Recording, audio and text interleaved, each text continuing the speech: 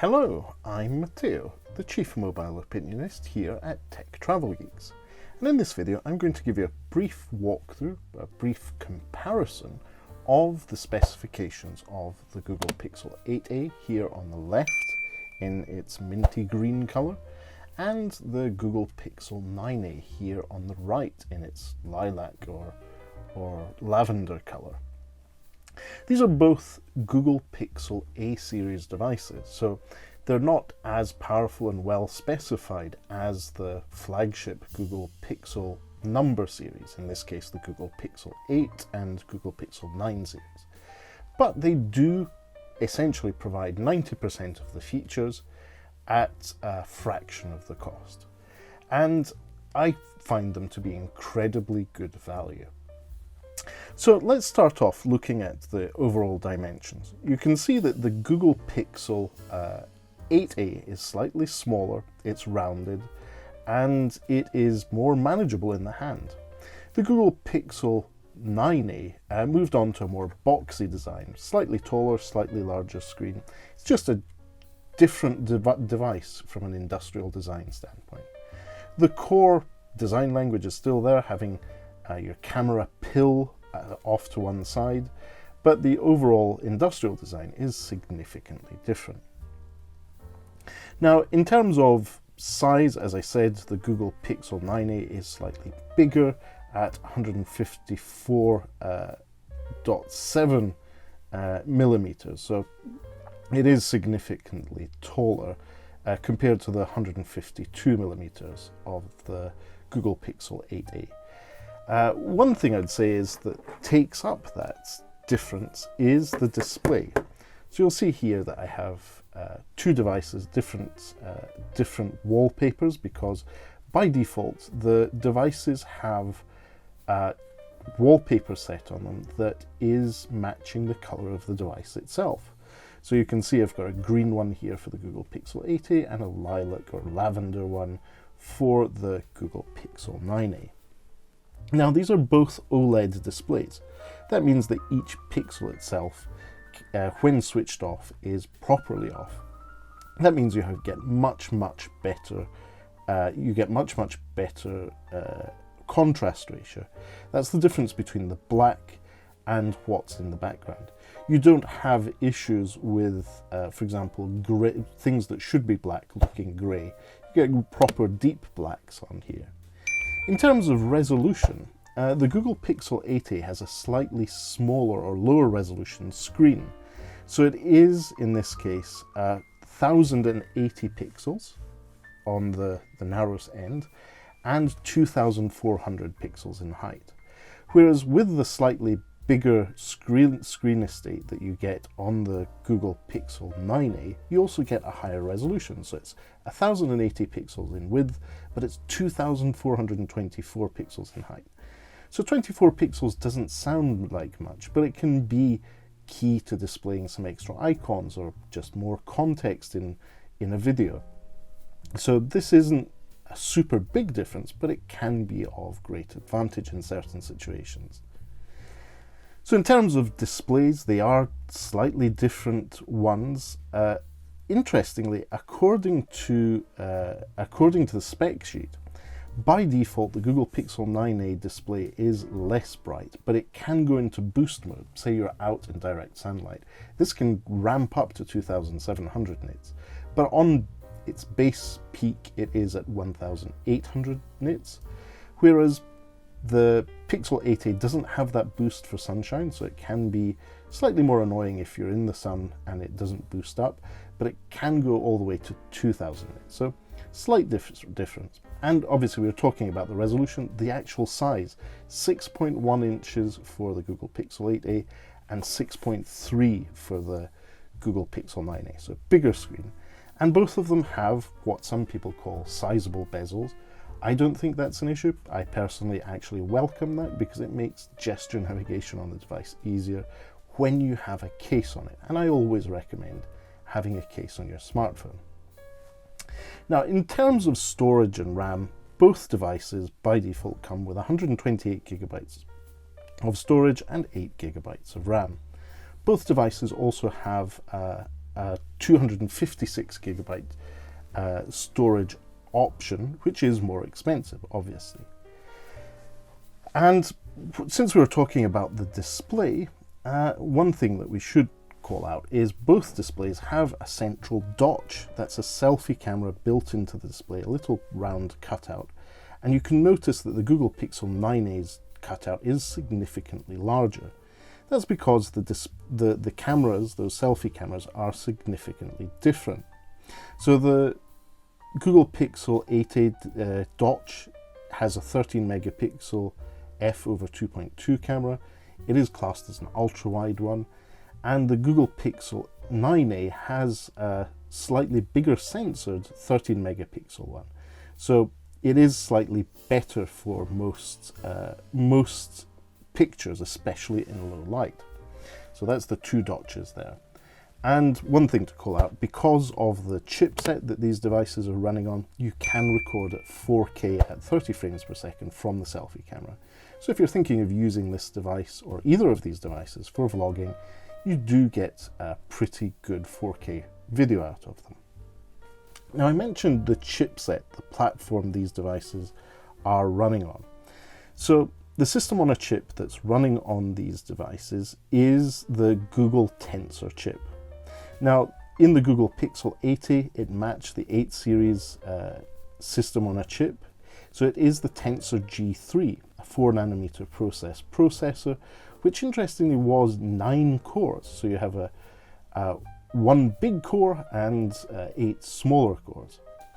And it used an Immortalis system on a chip GPU for your games, video editing, and all that jazz.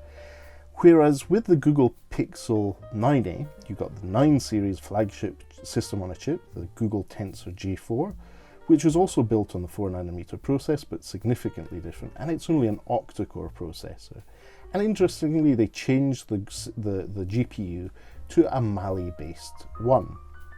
To you and me, in day-to-day use, there's very little difference. The Google Pixel 9a is slightly better for playing games, specifically things like Fortnite or PUBG or Call of Duty Mobile, in my experience, does work better on the Google Pixel 9a, but not by that much. So that's the system on a chip. We've covered that. Let's go back to the back. See what I did there? Back to the back. And look at those cameras on the back. Now, the main cameras on these two devices are significantly different. On the Google Pixel 8a, you have a 64 megapixel main sensor, which is f/1.9, and that's a decent enough camera. And it comes with all the usual things such as optical image stabilization, which means that you'll get less shaky photos, and in night mode, it takes even better photos. And then it also had a 13 megapixel ultra-wide camera. Whereas with the Google Pixel 9a, you got a 48 megapixel camera. So in terms of raw megapixels, you're getting less, but you're getting a bigger sensor, in my view. I believe it is a bigger sensor. And most importantly, you also get f/1.7. The sensor is more sensitive to light. It has a wider aperture. It is naturally more likely to give you nice blur in the background in portraits. It is a better camera in my view. So there was a significant jump in terms of specifications, but on paper, don't be fooled by the number of megapixels. That's not everything in a camera. Whereas that ultra-wide camera is a 13 megapixel, and that's pretty much the same. Because of the system on a chip that both devices are running, the older G3 and the G4 chip, they can both record 4K video at 30 or 60 frames per second and do a really good job in terms of image stabilization and giving you good pictures. So I was very happy with the cameras on both these devices in the context of the time they were released, and the performance very difficult to beat unless you're going with significantly more expensive hardware. Now, obviously, we talked about the size, and you can see this side by side. The Google Pixel 9a is bigger and longer. One of the things they managed to do here is actually deliver a bigger battery.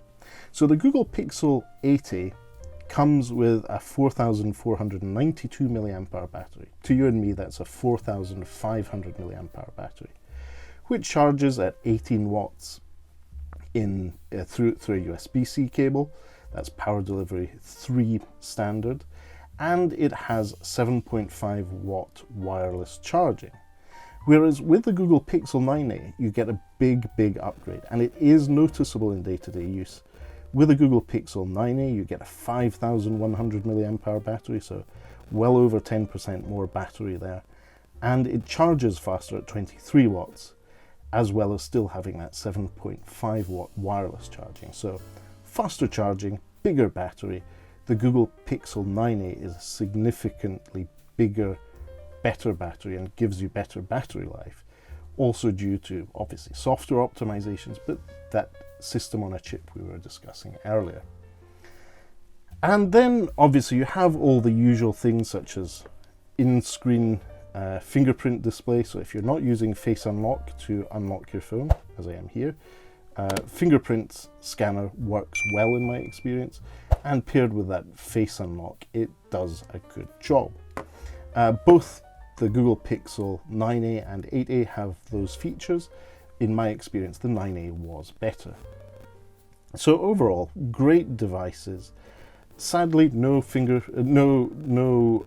audio jack on either device. That's the way of the world nowadays. But with USB-C and adapters or dedicated USB-C earphones, no issues there.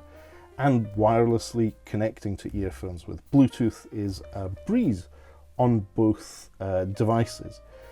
Also because both of them support Bluetooth 5.3, so one of the latest standards that uses low power and provides good quality data throughput. So I'm very happy with both in terms of their performance, the screen, and it's nice to sometimes have a slightly smaller, lighter phone. Speaking of lightness, that's in part due to the fact that both devices have plastic bags. And that's not a bad thing. It's better for dissipating heat, so you get heat out of the device when you're pushing it to its limits or you're in a warm environment, as well as making it lighter and less likely to get smashed if you drop it. As usual, I do recommend having a case with your smartphone, and do check out the Tech Travel Geeks videos where we do show off some cases for these devices. Now, if you made it this far into the video, you know that I am very biased. I am very enthusiastic about the Google Pixel range of devices, including the A series. As you can see, I've got 2 here. We will be following up this video with a comparison between the Google Pixel 8a and the Google Pixel 10a. So 2-year gap, most likely to be your upgrade path if you're looking for one. So make sure you're subscribed to the Tech Travel Geeks here on YouTube and have that notification bell on to see when we do publish that video. Tech Travel Geeks covers consumer electronics, gadgets, accessories, and as usual, travel content itself. We do 360 videos as well as video reviews of hotel rooms and travel experiences. So, as I said, if you don't already, please do subscribe to us, and likes and comments are always appreciated. If you have any questions, if you'd like to know more, please do leave us a comment in the section below, and we'll do our best to get back to you. But for now, thank you for watching, and goodbye from me.